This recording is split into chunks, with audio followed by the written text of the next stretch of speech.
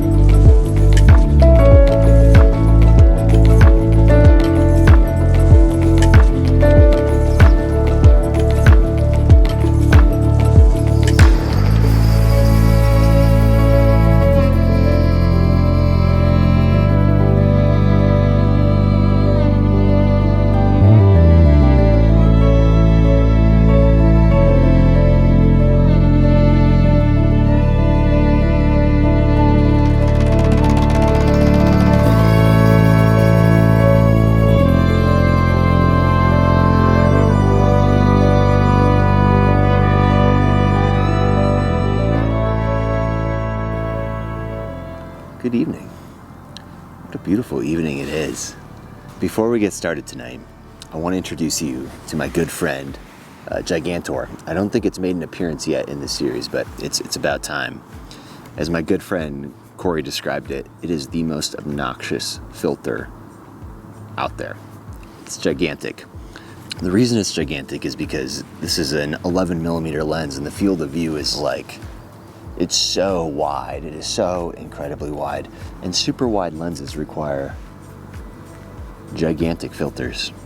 This is a 3-stop medium edge graduated neutral density filter, and it just helps hold in the exposure of the sky and balance out the overall scene. All right, there, whoa, there we go. Excellent, excellent. Oh, another thing before I get started tonight. To all of the intrepid hill walkers and astute naturalists that watch this, I want to apologize for a sentiment that I think has been pervasive over the last 3 or 4 episodes of this series, and that is my sentiment that spring is over, that the wildflowers are done. That's simply not true. I've been going out for a lot of walks recently and, of course, seeing loads of new wildflowers as the season progresses, and the showiest of the flowers, the arrowleaf balsam roots and the lupin in the lower hills, were starting to die off, and I thought, that's it for me, I'm done. But there's so many other smaller, vibrant, beautiful wildflowers out there that I just neglect. And the truth is, I don't know much about wildflowers. I relearn them every single year, but it never sticks. So my apologies, and thanks for sticking with me. I imagine I lost some folks in that process who are like, dude, you have no idea what you're talking about. And they were right. I don't have any idea what I'm talking about. But I do love photographing wildflowers, and I do love relearning every year the names. All right, enough of that. So let's see, I introduced you to Gigantor, that's good. Awesome. Let's get this going here. So there's my camera. And there is the sky. And let me get you stabilized here. And this is what I'm excited about. It's a pretty nice gap in the sky where the sun is gonna pass just before it sets behind the mountains. That light's just gonna flood through here. some late day golden hour light. I'm very excited. Very excited. Looks great. All right, let me show you what I'm working on here. So this is the scene that nature provided, and I just stumbled across, and I'm going to start first with this big pointy rock in the foreground that pushes off and kind of points into the frame. And then you have all these flowers cascading down the hill, starting with the ones closest to us, appearing larger in the frame, going down, down, down into the valley floor there, across the Rousling Valley to where the sun will set, and the sky might go crazy. So that's the scene. I'm going to shoot this at f16, maybe f11. I'm going to start down here with the shot, and then probably towards the tip of the rock, another one, and then another one mid-frame, and then one more for infinity. And I'll blend all those together so that we have sharpness all the way at the front of that rock through the background. It started raining a little bit, and I have my camera covered here. So we got a couple things going for us. I think we're just on the edge of this light drizzle. And the other thing is, maybe the most important thing, there's virtually no wind. These flowers are pretty dang still, which is great.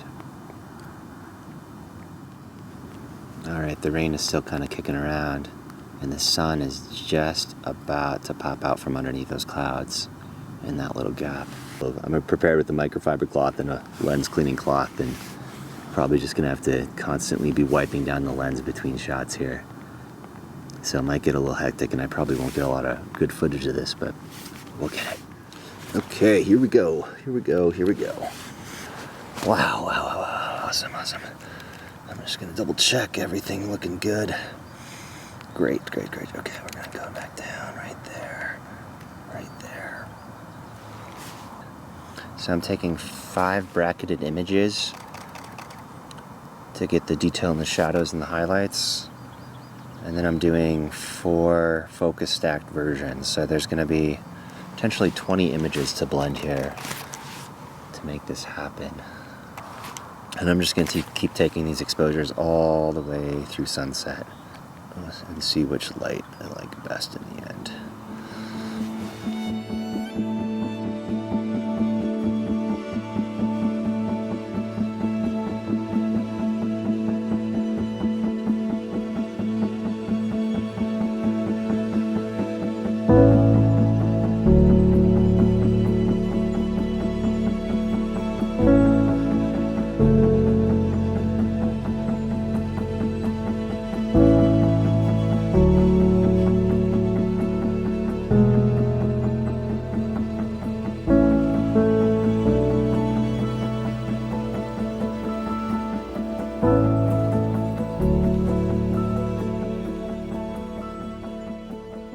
One of my favorite bands is called Cloud Cult, and they have a song with the lyric that says, "If ever I can't see the magic around me, please take my hands off my eyes." And I think that's what I was doing. I think I had my hands over my eyes, failing to see just how spectacular this place still is. And yes, there are still wildflowers blooming in the valley. I apologize I didn't get more action on the camera and shots of the sun coming out, but it was raining right up to the point, actually a little bit past the point where the sun popped out in that little gap, and everything was just getting soaked, so it was tricky to manage everything. I was doing everything I could just to keep wiping down the filters and keeping the front of the lens dry to get the images. So it was a little chaotic, but super, super fun. What a beautiful night.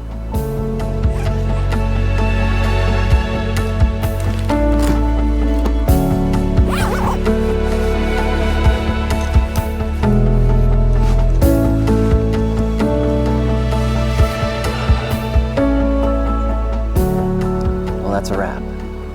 Got a little bit of a walk, a little bit of a bike ride, a little bit of a dinner, a little bit of a decompress, and then bedtime. Thank you so much for watching. We'll see you tomorrow. Bye.